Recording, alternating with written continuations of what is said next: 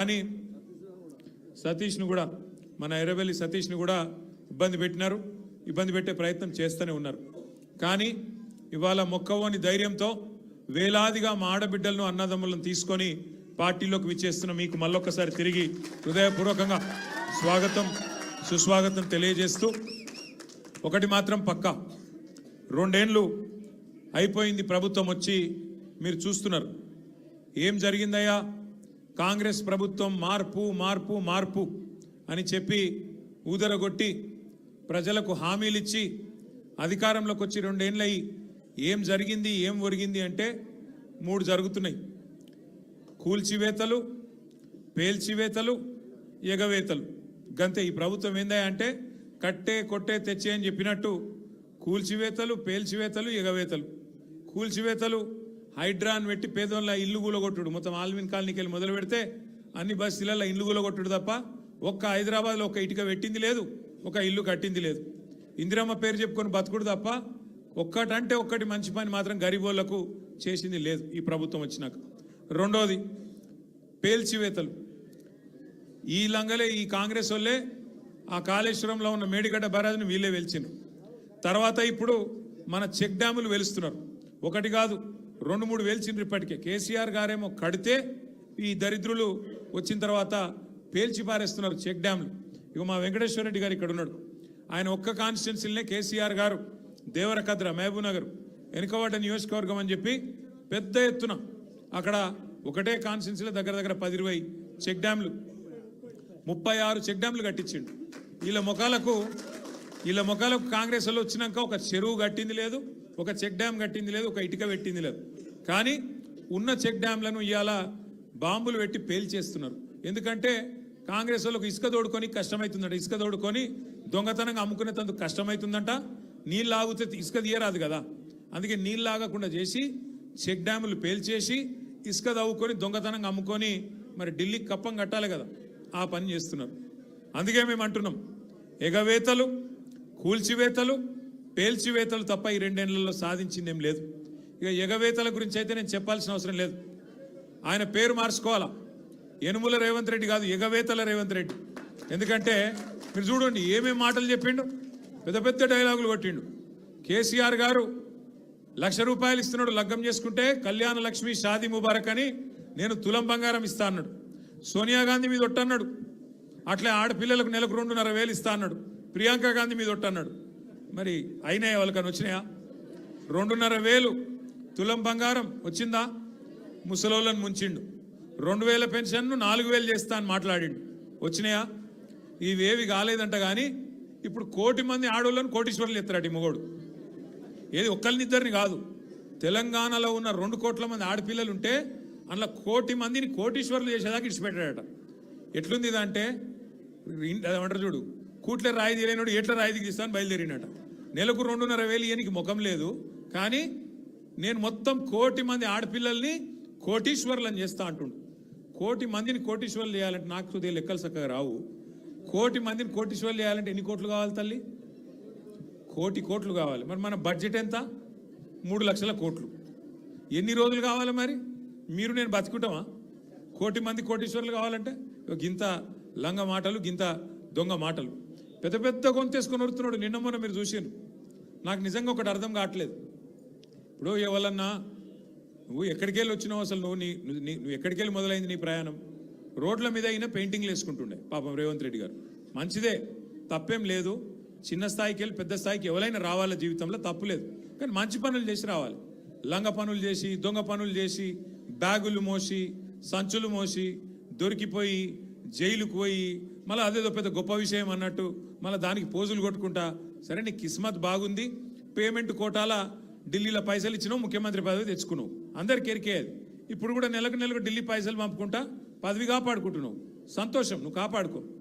కానీ ఆ పదవిలోకి వచ్చినోనికి సంతోషం ఉండాలి, కానీ ఏడిపోయిందిరా నాయన. రోజు మీరు చూడు, టీవీ పెడితే చాలు తిట్ల పురాణం తప్ప ఏముండదు. మీరు గట్టిగా అడిగిర్రు అనుకో, ఏమాయిరా బై 2,500 ఏడు ఉన్నాయని చెప్పి మీరు అడిగిరంక ఆడపిల్లలు పోయి మీ గుడ్లు వీకి గోటీలు ఆడుతా అంటాడు. వీడెక్కడ ముఖ్యమంత్రి? ముసలోళ్ళు పోయి ఏమాయిరా బై మరి 2,000 పెన్షన్ 4,000 ఎత్తాను, 100 రోజులు అంటే నరక్తివి, ఏడవన్నావు తమ్మి అంటే నీ పేగులు తీసి మెడలు వేసుకుంటా అంటాడు. అట్లాగే మన విద్యార్థులు పోయి ఏమయ్యా మరి 2 లక్షల ఉద్యోగాలను ఏం సంగతి అంటే నీ లాగుల తొండలు ఇడిచి పెడతా. వీడేం ముఖ్యమంత్రి, వీందేం భాష, నాకు అర్థమే కాదు. అరే 2 ఏళ్ళకి వెళ్ళి ఏం చేసినవారు అయ్యాను అంటే లాగుల తొండలు ఇడుస్తా, మెడల బేగులేసుకుంటా, గుడ్లు వీకి గోటీలాడతా, నీ అమ్మ నీ అయ్యా గీదా భాష. మాకు రాదా భాష? మాట్లాడమంటావా? హైదరాబాద్లో పెరిగినోని నేను. మాట్లాడమంటే ఉర్దూలా, హిందీలా, తెలుగులా, ఇంగ్లీష్లా పొల్లు పొల్లు తిట్టే తెలివి నాకు కూడా ఉంది. మాకు కూడా వస్తుంది భాష. హైదరాబాద్ గల్లీలలో పెరిగిన నేను. నువ్వేడో ఊరికెళ్ళి వచ్చినావు, సరే రా పర్వాలేదు, నీ అదృష్టం బాగుంది, ముఖ్యమంత్రి అయినావు, చేయి. రోజు ఏడుచుడు ఎందుకు? మేము ప్రతిపక్షంలో ఉన్నాం, నువ్వు అధికారంలో ఉన్నావు. ఇక అంటారు చూడదు సామెత, కనకపు సింహాసనం మీద శునకం కూర్చోబెట్టినట్టు నిన్ను ఆడ కూర్చోబెట్టిన పాపానికి రోజు అరసుడే. రోజు అరిసి అరిసి అరిసి. నిన్న మొన్న కొడంగల్లో చూసిన. కొడంగల్లో ఆయన సర్పంచులు గెలిపించుకున్నాడంట. గెలిపించుకుంటే సంతోషంగా బువ్వ పెట్టాలి, 4 మంచి మాటలు చెప్పాలి, ఇక రాష్ట్రంలో ఉన్న పల్లెలకు ఫలానా చేస్తా, నేను ముఖ్యమంత్రి అని చెప్పాలి. రోజు అరసుడు. నాకైతే డౌట్ వస్తున్నది, ఎంత ఒరులుతున్నాడు, ఎంత అరుస్తున్నాడు అంటే ఆ గీతమ్మ ఉన్నది ఆయన భార్య. ఆయనకి చెప్తున్నా, ఆమెకు చెప్తున్నా, నేను తల్లి గీతమ్మ జల్దీ కట్టే, లేకపోతే ఆయన ఎవరైనా కరిసినా కరుస్తాడు వీడు. ఎందుకంటే ఇప్పుడు రోజు అరిసి అరిసి అరిసి పిచ్చిలేసిపోయేటట్టున్నది, కరిసేటట్టు తయారైంది రోజు రోజుకు. నేనేమంటున్నా అంటే ఏనుగు పోతుంటే మస్తు జంతువులు మొరుగుతుంటాయి, నక్కలు, కుక్కలు. మనం పెద్ద పట్టించుకునే అవసరం లేదు. మనం ఒకటే, కేసీఆర్ లాంటి ఏనుగు ఆయన ఎంత స్థాయి మనుషులు నేను మీకు చెప్పాల్సిన అవసరం లేదు. ఇవాళ ఆయన తిడుతా ఉన్నాడు తెల్లారు లేస్తే. ఒకరోజు ఆయన చచ్చిపోవాలని కోరుకుంటాడు, ఇంకో రోజు ఆయన కాలు ఇరిగింది అంటాడు, ఇంకో రోజు ఇంకేదో అంటాడు. అరే అయ్యా నువ్వు ముఖ్యమంత్రివి, చెయ్యి. నువ్వు శపథాలు చేస్తున్నావు కదా, కేసీఆర్ను మళ్ళీ లేకుండా చేస్తా, మళ్ళీ రాకుండా చేస్తా అంటున్నావు కదా. నిజంగా నీకు నిజంగానే నీకు సత్తా ఉంటే, నిజంగా నీకు అంత టాలెంట్ ఉంటే చెయ్యి శపథం. 1 కోటి మంది ఆడపిల్లలకు రేపటి నుంచే నెలకు 2,500 రూపాయలు ఇస్తాను, జనవరి 1 నుంచి శపథం చేయి, నేను చూస్తా. తులం బంగారం నేను జనవరి 1 నుంచి ఇస్తాను చెప్పు, శపథం చేయి. చెప్పు 4,000 పెన్షన్ సంక్రాంతికి వెళ్ళి ఇస్తా, 2 ఏళ్ళకి వెళ్ళి తప్పించుక తిరిగిన దొంగను నేను, కానీ ఇప్పుడు ఇస్తా సంక్రాంతికి వెళ్ళని చెప్పు దమ్ముంటే. గా శపథాలు చేయి. వీటితో ఏమవుతుంది? నీ ఉపన్యాసాలు, ఊకదంపు డైలాగులు ఏమొచ్చేది ఉన్నది వాటితోని? నోటి తీట తిరుగుతుంది తప్ప ఏం రాదు. మాకు రాదా తిట్టనికి? మాకు కూడా వస్తుంది, కానీ నీకు కాదు. నీ కుర్చీకి గౌరవం ఇచ్చి ఊకుంటున్నాం. కానీ ఒకటి మాత్రం నేను పక్కా చెప్తున్నా, దయచేసి మిమ్మల్ని అందరినీ కూడా కోరుతున్నా, మీరు మాత్రం హైదరాబాద్ జనాలకు మీకు పాదాభివందనం చేసినా, నేను ఏం చేసినా కూడా తక్కువనే నేను. ఎందుకంటే మామూలు విషయం కాదు. హైదరాబాద్ చరిత్రలో ఎన్నడూ వరుసగా 2 సార్లు, ఒకసారి కాదు, కార్పొరేషన్ ఎన్నికల్లో ఎవ్వలతో సంబంధం లేకుండా డైరెక్ట్గా టీఆర్ఎస్ పార్టీని, బీఆర్ఎస్ పార్టీని మీరు గుండెల్లో పెట్టుకొని గెలిపించి మమ్మల్ని మళ్ళీ కార్పొరేషన్ 2సారి కూడా మా చేతిలో పెట్టింది. అట్లాగే మొన్న శాసనసభ ఎన్నికల్లో కులం లేదు, మతం లేదు, అన్ని కులాలు, అన్ని మతాలు, హిందువులు, ముస్లింలు, క్రిస్టియన్లు గుండెల్లో పెట్టుకున్నారు గులాబీ జెండాను. 24 సీట్లు హైదరాబాద్లో ఉంటే ఒక్క సీటు కూడా మీరు కాంగ్రెస్కి ఇయ్యలే. ఒక్కటంటే ఒక్క సీటు ఇయ్యలే కాంగ్రెస్కు, నమ్మలే మీరు. అట్లాగే ఒక్క సీటు అడ్డిమారి గుడ్డి దెబ్బలో బీజేపీకి పోయింది, ఒక్క సీటు తప్ప మొత్తం సీట్లు బీఆర్ఎస్కే మీరు అప్పచెప్పిండ్రు. మీకు అందుకే పాదాభివందనం చేసినా తక్కువనే, మీరు చేసిన మరి మేలు. నేను మీకు ఒకటే మాట ఇస్తున్నా, శేర్లింగంపల్లి నియోజకవర్గంలో గత 10 సంవత్సరాల్లో కేసీఆర్ గారి నాయకత్వంలో 10,000 కోట్ల రూపాయలతో మనం అభివృద్ధి కార్యక్రమాలు చేసుకున్నాం. ఫ్లైఓవర్లు, అండర్ పాస్లు, మంచినీళ్లు, సీసీ రోడ్లు, మోరీలు చేయగలిగితే మంచి చేసినాం. 1 లక్ష డబుల్ బెడ్రూమ్ ఇల్లు కట్టిన మొత్తం హైదరాబాద్ కలిపి, అలా శేర్లింగంపల్లికి కూడా ఒక 4,000 వచ్చినాయి. సరే పిండి కొద్ది రొట్టె, ఇంకా కూడా చేయాలని ఉండే, ఈసారి చేద్దాం ఇంకా అన్ననే ఒక ఆరాటం ఉండే. కానీ ఇవాళ కాంగ్రెస్కి అధికారం వచ్చింది. ఊర్లలో ఉండే ప్రజలు వీళ్ళు చూపెట్టిన ఆశలకు మోసపోయి వాళ్ళకు ఓట్లేసిండ్రు. ఓట్లేసిన వాళ్ళే ఇవాళ బాధపడి సర్పంచ్ ఎన్నికలు వస్తే మళ్ళా మంచిగా కాంగ్రెస్కు బుద్ధి చెప్పి 40% దాకా సర్పంచులు మనోళ్ళని గెలిపించినారు. రేపు నిజంగా మార్పు అంటే ఒక ఇది మార్పుకు సంకేతం. నిజమైన మార్పు ఊర్లలో స్టార్ట్ అయింది. హైదరాబాద్లో కూడా చాలా అవుతుంది. ఎందుకంటే చూస్తున్నారు అందరూ, నిజంగా వీళ్ళతో ఏమైనా అవుతుందా, ఏమైనా చేస్తారా అని. ఒక్కసారి మీరు ఆలోచన చేయండి, ఎట్లున్నది ప్రభుత్వం. ఇవాళ రెవెన్యూ మంత్రి కొడుకేమో గుండగాలను వేసుకపోయి ఇవాళ భూముల మీద పడ్డాడు, భూములలో పడి కబ్జాలు చేస్తున్నాడు. ఆయన మీద పాపం ఒక ఆయన ఎస్ఐయో సిఐఓ, ఆయన ఇన్స్పెక్టర్, ఆయన హబీబుల్లా ఖాన్, ఆయన పేరు హబీబుల్లా ఖాన్ అని చెప్పి నిజాయితీ గల పోలీస్ ఆఫీసరు రెవెన్యూ మంత్రి కొడుకు దౌర్జన్యం చేస్తుంటే, భూముల కబ్జా చేస్తుంటే ఆయన మీద కేసు పెట్టిండు. కేసు పెడితే ఇప్పుడు ఆ పోలీస్ ఆయన తీసుకుపోయి ఎక్కడో లూప్ లైన్లో వారేసిండ్రు. హబీబుల్లా ఖాన్కు ఇవాళ నిజాయితీగా పనిచేసినందుకు నజరానా ఇచ్చిండ్రు. ఏం నజరానా ఇచ్చిండ్రు? తీసుకుపోయి ట్రాన్స్ఫర్ చేసి ఎక్కడో ఊరవతల వారేసినారు. అట్లే ఇంకో మంత్రి బిడ్డ చెప్తున్నది తుపాకీ పెట్టినట పారిశ్రామికవేత్తలకు తలకు. ముఖ్యమంత్రి గారి ఇంటెన్క గెస్ట్ హౌస్లో తుపాకీ తలకు పెట్టి పైసలు వసూలు చేస్తున్నారు. ఇక ఇట్లా తయారైంది. ఇక మీ ఎమ్మెల్యే ఉన్నాడు, పేరేమో గాంధీ, చేసే పనులని గాడిసే పనులు, ఒక్కటి సక్కడి పని లేదు. 11 ఎకరాలు కబ్జా పెట్టిండు కుత్బుల్లాపూర్లో. 11 ఎకరాలు కబ్జా పెట్టిండు. మొన్న మనోళ్ళందరూ పోయినరు కబ్జా పెట్టి. ఇప్పుడు ఆ కబ్జా పెట్టిన భూమి కోసం మీరు గెలిపిస్తే బీఆర్ఎస్ పార్టీలా అందులో పోయి చొరబడ్డాడు. ఎంత గలీజ్ అంటే పరిస్థితి. వీళ్ళ పరిస్థితి ఎట్లా తయారైందంటే ఎమ్మెల్యేలది మన పార్టీలోకి వెళ్ళిపోయి ఆ పార్టీలో చేరినోళ్ళది. ఇవాళ వాళ్ళు ఏ పార్టీలో చెప్పుకోలేని పరిస్థితులు ఉన్నారు. ఏమాయిరాబాయి నువ్వు కాంగ్రెస్ పార్టీ బీఆర్ఎస్ పార్టీ అంటే ఎమ్మెల్యేలు స్పీకర్ గారికి ఏమో మేము బీఆర్ఎస్ పార్టీ అని ఉత్తరం రాస్తున్నారు. బయటనేమో కాంగ్రెస్ కండువాలు వేసుకొని తిరుగుతున్నారు. ఇక స్పీకర్ గారేమో కళ్ళుండి చూడలేని ధృతరాష్ట్రుడు అయిపోయింది పాపం. ఆయన కనబడతలేదంట. గాంధీ కాంగ్రెస్లో తిరిగేది మీ అందరికీ తెలుసు గల్లీలలో, అని స్పీకర్కు తెలుస్తలేదంట. గాంధీ మంచోడు, చాలా మంచోడు, ఆయన బీఆర్ఎస్ పార్టీలోనే ఉన్నాను అన్నాడు. మరి బీఆర్ఎస్ పార్టీలు ఉంటే ఇలా బీఆర్ఎస్ పార్టీలో అనిల్ రెడ్డి చేరుతుంటే మరి గాంధీ ఏడి ఉండాలి కదా. ఇక్కడ లోకల్ ఎమ్మెల్యే అంటాడు. నిజంగా మన పార్టీలు ఉంటే ఇక్కడ ఉండాలి కదా. ఇయర్ ఎట్లుందంటే ఇలా పరిస్థితి. ఇప్పుడు మనుషులలో 2 రకాలు ఉంటారు. అయితే లేడీస్ ఆడోళ్ళు లేదా మొగోళ్ళు. మరి ఇప్పుడు మీ ఎమ్మెల్యే ఆడనా మొగనా మాకైతే అర్థమవుతలేదు. ఏమిటిది ఆయన? ఏ పార్టీ? కాంగ్రెసా బీఆర్ఎసా? చెప్పుకొని గంత భయమైంది. ఏమవుతుంది? ఎక్కువ పదవి పోతే ఎలక్షన్ కోదాంపా. మరి నువ్వు ఇంతపాటు సిపాయి అయితే నీ ఇచ్చా నువ్వే నీ సొంత ఫేస్ వాల్యూ మీద గెలిచుంటే రా శేర్లింగంపల్లికి రా చూసుకుందాం. మళ్ళా వచ్చి రాజీనామా పెట్టి నిలబడి ఎలక్షన్లో తెలుస్తుంది శేర్లింగంపల్లి జనం కేసీఆర్ దిక్కున్నారని దిక్కున్నారని చెప్తాంపా. ఈ చేతగానోళ్ళు 10 మంది సిగ్గులేనోళ్ళు మీరు గెలిపిస్తే అందులో పోయి జొర్రిను. పోనీ సొరితే అందులో జొరినమని చెప్పొచ్చు కదా. భయం అవుతుంది. ఎందుకంటే చెప్తే పదవి పోతుంది. సిగ్గు లేకుండా మరి ఆ పదవి విడిచిపెట్టకుండా ఇవాళ దిక్కుమాలిన రాజకీయం చేసి ఆఖరికి ఫంక్షన్ హాల్ కిరాయికి తీసుకొని అక్కడికి వస్తాం ఆల్విన్ కాలనీ కంటే నీకెందుకు భయం అవుతుంది? ప్రజాస్వామ్యంలో ఎవరు చెప్పేది వాళ్ళు చెప్తారు. ఆఖరికి ప్రజలు నిర్ణయం తీసుకుంటారు ఎవరు కరెక్టు ఎవరు తప్పు అని. అందుకే నేను మిమ్మల్ని కోరేది, మీ తమ్ముడు అనిల్ రెడ్డి, సతీష్ రావు ఆల్విన్ కాలనీలో బ్రహ్మాండంగా కలిసి పనిచేయాలని చెప్పి నేను కోరుతున్నా. రేపు 24 డివిజన్లు అయినాయి శేర్లింగంపల్లిలో. 24 డివిజన్లు, 24 ఒక్కటి పళ్ళు పోకుండా గెలిపించే బాధ్యత మీరు తీసుకోండి. కరెక్ట్ మనుషులకు టికెట్ ఇచ్చే బాధ్యత పార్టీగా మేము తీసుకుంటాం. జిల్లా ప్రెసిడెంట్ గారిని, కుకట్పల్లి ఎమ్మెల్యే గారిని నేను కోరుతున్నా, దయచేసి శేర్లింగంపల్లి నియోజకవర్గంలో ఎమ్మెల్యే లేడు అనే ఇబ్బంది లేకుండా సమన్వయం చేయాలని చెప్పి నేను కోరుతా ఉన్నా. దయచేసి మీరు రాబోయే రోజుల్లో కూడా ఇదే ఐకమత్యాన్ని ప్రదర్శించి చక్కగా ముందుకు పోదాం. ఇప్పుడు అసెంబ్లీ సమావేశాలు వస్తున్నాయి 4 రోజులలో. తప్పకుండా శేర్లింగంపల్లికి సంబంధించిన సమస్యలు ఏమైనా ఉంటే మీరు మాకు చెప్పండి. మేము అసెంబ్లీలో కూడా మాట్లాడతాం, శాసన మండలిలో కూడా మాట్లాడతాం. ప్రభుత్వంతో కొట్లాడైనా సరే పని చేయిద్దాం. అట్లాగే రేపు కార్పొరేటర్ ఎలక్షన్లు వచ్చినాక కార్పొరేటర్లు మనోళ్ళే గెలిపించుకుంటే ఎమ్మెల్యే ఏం చేస్తాడు? ఏమవుతుంది ఆయనతో? కార్పొరేషన్ పైసలు చచ్చుకుంటే కార్పొరేటర్ల ద్వారా ఖర్చు పెట్టాల్సి వస్తుంది. ఎమ్మెల్యే దొంగల్లా కలిసిపోయినా మనం మాత్రం గట్టిగా నిలబడదాం, గట్టిగా కొట్లాడదాం, కలిసి మెలిసి ముందుకు నడుద్దాం. ఇక ఈ తెలివితేటలకు కాంగ్రెస్ వాళ్ళు అంటున్నారు, కేసీఆర్ నువ్వు బయటికి రా అన్నారు మొదలు. ఇది కేసీఆర్ గారు పాపం ఆయన పార్టీకి ఆయన పొలం కాడ పని చేసుకుంటుంటే నువ్వు రా బయటికి అన్నారు. మొన్న వచ్చి ఏం చేసిండు పాపం సారు? ఒక ప్రెస్ మీట్ పెట్టిపోయిండు, మీటింగ్ పెట్టి ప్రెస్కు మాట్లాడిపోయిండు. దానికే ముఖ్యమంత్రికి ముచ్చెమటలు పట్టినాయి, చలిజ్వరం వచ్చింది, దెబ్బకు మరిగా ఇష్టం వచ్చినట్టు ఒర్రుతున్నాడు. ఇప్పుడేమంటున్నాడు? నువ్వు అసెంబ్లీకి రా అంటున్నాడు. బయటికి వస్తే గీడికి వస్తేనే తట్టుకోలేకపోయినావు నువ్వు. అసెంబ్లీకి వస్తే ఆయన గుండాకి సస్తావు, గుండాకి పోతాడు.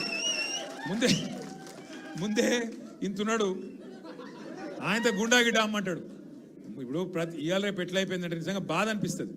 నాకు తిట్టాలని లేదు కానీ బాధ అనిపిస్తుంది. ఇప్పుడు మా లీడరు అన్నది పక్కకు పెట్టు, తెలంగాణ తెచ్చిన నాయకుడు అన్నది పక్కకు పెట్టు, 2 సార్లు ప్రజలు గెలిపించిన ముఖ్యమంత్రి అనేది కూడా పక్కకు పెట్టు. మా నాయన కదా, మా నాయన తిడితే కొడుకుకు రేషం రాదా? ఇక్కడ దాకుంది కోపం, ఇక్కడ దాకుంది. దొరికితే ఎడమకాలు చెప్పు తీసుకొట్టాలని ఉంది. కానీ ఏం చేయాలి? ప్రజాస్వామ్యం. ఎకతక్క మాట్లాడితే మళ్ళీ ఏమంటారు? అగో వీనికి అహంకారం ఉంది రాబోయ్ అంటారు. అహంకారం నాదా ఆయనదా? నేను గుంటూరులో చదువుకున్నా అంటాడు. అరే నేను గుంటూరులో చదువుకుంటే నీకేం వచ్చింది రాబోయ్? నాకు అర్థం కాదు. అప్పుడు ఆంధ్రప్రదేశ్ కలిసి ఉండే, నేను గుంటూరులో చదువుకున్నా, చదువుకున్నా, మళ్ళీ హైదరాబాద్లో చదువుకున్నా, పూనాలో చదువుకున్నా, అమెరికాలో చదువుకున్నా, నేను ప్రపంచం అంతా చదువుకున్నా. నీ లెక్క చదువు సందే లేకుండా తిరగలేదు. మీ అమ్మాయి నీకు చక్కగా తోవ చూపెట్టలేదు. నేనేం చేయాలి దానికి? నీ ఏడిపోయింది నా మీద. అవో వీనికి ఇంగ్లీష్ వస్తుంది అంటాడు. అరే నాకు వస్తే నీకేం నొప్పిరా నాయన? నేర్చుకో. నేను హిందీ నేర్చుకున్నా, ఉర్దూ నేర్చుకున్నా, రేపు అవసరమైతే గోర్మాటి భాష నేర్చుకుంటా. నువ్వు నేర్చుకో. నేను ఎవడ నాపిండా? నేను వద్దన్నాడు ఎవడన్నా? నువ్వు కూడా నేర్చుకో. దానికి కూడా ఏడిపోయినా మీద నేనేం చేసిన? ఇంకొక అంటే నాకు ఎక్కడ గమ్మత్ అనిపిస్తుంది అంటే, నేను ఆంధ్రాకి పోయి ఇంటర్మీడియట్ చదువుకుంటే తప్పట, కానీ ఆయన ఆంధ్రాకి వెళ్ళి అల్లుడిని మాత్రం తెచ్చుకోవచ్చాడు. ఈ అమ్మ ఇది ఎక్కడ కథ రాబోయ్. అందుకే ఇక ఆయన పేరు ఏం పెట్టినట్టుగా నేను ఇట్లా లాభం లేదని చెప్పి మనోని పేరుగా అల్లుడు భీమవరం కదా, అందుకే ఈయన చిట్టినాయుడు పేరు కూడా భీమవరం బుల్లోడు అని పెడితే అయిపోతుంది. ఓకే, భీమవరం బుల్లోడు మనకు నీతులు చెప్తున్నాడు. అరే ఆంధ్ర అంటే మరి ఆంధ్ర వల్ల ఓట్లు కావాలి, ఆంధ్ర వల్ల చుట్టూ తిరగాలి, కానీ మళ్ళీ ఆంధ్రాని మాత్రం నేను పోయి చదువుకుంటే నీకు నచ్చినది. నీకేం బాధ అవుతుంది? నాకు అర్థం కాదు. ఇంకొక మాట నాకు అర్థమే కాదు. ఇప్పుడు ఇక్కడ ఉన్నారు మీరు, ఇంతమంది ఉన్నారు, చాలామంది పిల్లలు మన హైదరాబాద్కి వెళ్ళి, మన తెలుగు రాష్ట్రాలకు వెళ్ళి చాలామంది చదువు కోసమో ఉద్యోగం కోసమో వేరే దేశాలకు పోతారు.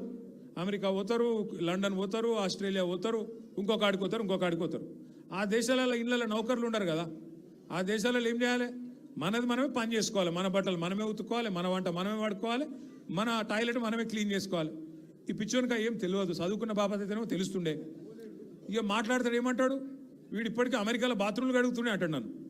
అరే అమెరికాలో నా బాత్రూమ్ నేను కడుక్కున్నా, నీకేం వచ్చింది రాబాయ్? నాకు అర్థం కాదు. అమెరికాలో ఎవరిది వాళ్ళు చూసుకుంటారు, పని చేసుకుంటారు. పని చేసుకుంటే కూడా తప్పేనా? ఎవరి ఇళ్ళలో వాళ్ళు బాసాన్లు తోముకుంటే తప్ప? ఎవరి ఇళ్ళలో వాళ్ళు బట్టలు ఉతుకుంటే తప్ప? అంటే మరి మా ఆడపిల్లలు మీరందరూ ఉన్నారు, ఇంటి పని అంతా మీరే చేస్తారు, మరి ఇంటి పని మొత్తం మీరు చేస్తారు తప్ప అది? అట్లా మేము కూడా చదువుకున్నప్పుడు అమెరికాలో ఇంట్లో ఎవడుంటాడు? మరి ఎవరి పనాలు చేసుకోవాలి, ఎవరి గిన్నెలాలు దోముకోవాలి, ఎవరి బట్టలాలు ఉతుక్కోవాలి, ఎవరి టాయిలెట్లు క్లీన్ చేసుకోవాలి. తప్పేమున్నది అలా? దాన్ని పట్టుకొని టాయిలెట్లు క్లీన్ చేసేటోడు. నీ లెక్క సంచులు మోయలే, నీ లెక్క దొంగ పనులు అయితే నేను చేయలే. ఇంకొక మాట ఏమంటాడు? నేనట మా అయ్య పేరు చెప్పుకొని బతుకుతున్నా అంట. అవు మా అయ్య గొప్పోడు, మా అయ్య తెలంగాణ తెచ్చిన మొగోడు మునగాడు, బరాబర్ చెప్పుకుంటాను. తప్పేమున్నది? మా అయ్య పేరు నేను కాకపోతే ఎవడు చెప్పుకుంటాడు? నాకు అర్థం కాదు. మా అయ్య మొగోడు మునగాడు తెలంగాణ తెచ్చినోడు, బరాబర్ చెప్తా. మరి నేనేమంటున్నా, నువ్వు సకటి పనులు చేస్తే నీ పిల్లలు కూడా నీ పేరు చెప్పుకుంటారు. నువ్వు లుచ్చ పనులు చేసినావు అనుకో, నీ మన్మడు కూడా నీ పేరు చెప్పుడే గాలంగా మన్మని అని చెప్పుకోడు. మంచి పనులు చెయ్యి, మంచి పనులు చేయి, నీ పేరు కూడా చెప్పుకుంటారు. నీలాగా దొంగలకు సద్దులు కట్టుడు, బ్యాగులు మోసుడు, వాళ్ళ సంకల్ నాకుడు, ఢిల్లీకి పేమెంట్ కోటాలో పైసలు చంచుడు, గవి మాతో కావు. కొట్లాడతాం, మొగాలలాగా కొట్లాడతాం, మునగాలలాగానే బతుకుతాం, తెలంగాణ పౌరుషంతో బతుకుతాం. నీలాగా బతుకం, ఢిల్లీకి గులాముల్లాక మాత్రం బతుకం. ఢిల్లీకి సంచులు మోసుకుంటా, ఢిల్లీలో పోయి బీజేపీలతో రాసుకొని పోసుకొని తిరుక్కుంటా, జడ్జీల కాళ్ళు పట్టుకుంటా, అయ్యో నన్ను కేసుల లోపల నువ్వుకుర్రి అని చెప్పి డైవులు కొట్టుకుంటా, గా బతుకు అవసరం లేదు. బతికిన నాళ్ళు దర్జాగా బతుకుతాం, చచ్చినప్పుడు కూడా రాయలుగా చచ్చిపోతాం. అంతేగాని ఇట్లా చిల్లర పనులు చేయం. మీకు దయచేసి నేను ఒకటే కోరుతున్నా, ఆయన మళ్ళా అంటుండు కేసీఆర్ నట ముఖ్యమంత్రి కానియాడంట. నేను కూడా మీ అందరికి ఒకటే చెప్తున్నా, మీ అందరి దయ ఉంటే, మీ అందరి ఆశీర్వాదం ఉంటే ఖచ్చితంగా కేసీఆర్ సంగతి ఇడిచిపెట్టు, నిన్ను కొడంగల్లో కూడా మళ్ళీ గెలవనీయకుండా చేసే బాధ్యత మాది. నిన్ను కొడంగల్లో మళ్ళీ గెలవనీయకుండా, మళ్ళీ అసెంబ్లీకి రానియకుండా చేసే బాధ్యత పార్టీగా మేమందరం, ప్రజలుగా మేమందరం తీసుకుంటాం. నువ్వు మాట్లాడే మాటలు, చేసే రోత పనులు, వాటికి ఇలా ప్రజలు అసహించుకుంటున్నారు, నోట్లో ఉంచుతున్నారు. ఏం మాటలే ముఖ్యమంత్రి టీవీ పెడితే పిల్లలు ఖరాబ్ అయ్యేటట్టున్నారు నీ భాష ఇంటే అని చెప్పి మొత్తం టీవీలు బంద్ చేస్తున్నారు. గసంటి పరిస్థితి వచ్చింది. ఏం అడిగిండు కేసీఆర్ గారు మొన్న? ఏమయ్యా పాలమూరు ప్రాజెక్ట్ని ఎందుకు పండబెట్టినావని అడిగిండు. ఏమైందయ్యా? 8 నెలలు అయింది, డీటెయిల్డ్ ప్రాజెక్ట్ రిపోర్ట్ కేంద్ర ప్రభుత్వం నరేంద్ర మోడీ వెనుకకు పంపిండు. నీకు సిగ్గులేదా ముఖ్యమంత్రి? అది వెంటనే మళ్ళా పంపి 90% పనులు పూర్తయిన ప్రాజెక్టు ఇంకొక 10 పైసలు పెడితే అయిపోతుంది చేసి మరి ఆ పాలమూరుకు నీళ్ళు అన్నాడు. తప్ప కేసీఆర్ గారు అన్నది? దానికి సమాధానం చెప్పే తెలివి లేదు, పిచ్చి మొరుగుడు మొరుగుతా ఉన్నాడు. అట్లాగే కేసీఆర్ గారు ఏమన్నారు? కృష్ణా జలాల్లో అన్యాయం చేస్తున్నాడు నరేంద్ర మోడీ, భారతీయ జనతా పార్టీ ఖచ్చితంగా వాళ్ళని ఎదుర్కోవాలా, కొట్లాడాలా. ఢిల్లీలో ఏం చేస్తున్నారు నీ ఎంపీలు అని అడిగిండు. బీజేపీ ఎంపీలను అన్నాడు, కాంగ్రెస్ ఎంపీలను అడిగిండు. దాంతో ఇలా వాళ్ళకి సమాధానం చెప్పే తెలివి లేక ఇలా నోటికొచ్చినట్టు మాట్లాడుతున్నారు. ఇంకొక మాట ఏమన్నాడు కేసీఆర్ గారు? ప్రజలను నువ్వు మోసం చేసినావు, 6 గ్యారంటీలు అన్నావు, నెలకు 4,000 పెన్షన్ అన్నావు, తులం బంగారం అన్నావు, ఆడపిల్లలకు నెలకు 2,500 ఇస్తా అన్నావు, అన్ని 100 రోజుల్లో ఇస్తా అన్నావు. ఎప్పుడు ఇస్తావు 2 ఏళ్ళు అయింది కదా అన్నాడు. తప్ప కేసీఆర్ గారు ప్రధాన ప్రతిపక్ష నాయకుడిగా ప్రజల తరపున ప్రశ్నించుడు తప్ప. ఇవన్నీ అడిగితే ఆయనకు బూతులు వస్తున్నాయి, కోపం వస్తున్నది. ఆయన రియల్ ఎస్టేట్ వ్యాపారానికి, ఆయన భూముల కుంభకోణానికి, ఫ్యూచర్ సిటీ పేరు మీద చేస్తున్న డ్రామాకు కేసీఆర్ గారు బలమైన వాదనతోని ప్రజలను మళ్ళొక్కసారి లేపి బయటికి తీసుకొస్తే ఆగమైతుంది బతుకని చెప్పి ఇష్టం వచ్చిన తిట్లు తిడుతున్నావు. మనం పట్టించుకునే అవసరం లేదు. మనం స్పష్టంగా ఒకటే పని చేసుకుంటూ పోదాం. ఎన్నిక ఏదైనా రేపు కార్పొరేషన్ ఎన్నిక వస్తుంది. హైదరాబాద్ను 3 ముక్కలు చేస్తారట. హైదరాబాద్ కార్పొరేషన్ 3 ముక్కలు చేస్తారట. చేసి 3 కార్పొరేషన్లు చేస్తారట. ఎన్ని కార్పొరేషన్లు చేసినా ప్రజలైతే గాలే కదా, ఓట్లేసేది మీరే కదా. మీకు అందరికీ ఎవరు మంచో ఎవరు చెడో మీకు తెలుసు. అందుకే 24 డివిజన్లు అవుతున్నాయి శేర్లింగంపల్లి నియోజకవర్గంలో. అది ఏ కార్పొరేషన్లకు పోయినా గెలిపించే బాధ్యత మీరు తీసుకోండి. గట్టిగా కష్టపడదాం. ఈ ఒక్క సంవత్సరం 2026 ఒక్కటి గట్టిగా కష్టపడితే ఇక 27లో దాదాపుగా ఎలక్షన్ వాతావరణం రాని వస్తుంది. 3 ఏళ్ళు పూర్తయిపోయినాయి అంటే ఎలక్షన్ వాతావరణం, అసెంబ్లీ ఎలక్షన్ వస్తుంది. మళ్ళీ తిరిగి కేసీఆర్ సార్ను మళ్ళీ తిరిగి తెలంగాణ రాష్ట్రానికి ముఖ్యమంత్రిగా చేసుకునే టైము తొందరలో వస్తుంది. కాబట్టి దయచేసి ఇంతకంటే ఎక్కువ నేను చెప్పను. మీరు చాలా దూరం నుంచి కష్టపడి నేనే అక్కడికి రావాల్సి ఉండే. फिर भी आप इतना दूर आए, हमारे बहनों